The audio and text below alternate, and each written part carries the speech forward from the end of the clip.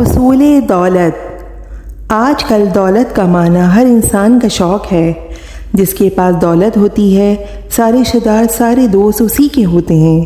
جس انسان کی حالت خراب ہوتی ہے اس پر مفلسی اور غریبی ہوتی ہے تو اس پر رشتہ دار بھی ایسی ایسی باتیں کرتے ہیں اور اس کو وہ پروٹوکول اور وہ عزت نہیں ملتی جو پیسے والے کو ملتی ہے۔ اگر آپ دولت حاصل کرنا چاہتے ہیں تو اس کے لیے بہت آسان سا عمل ہے۔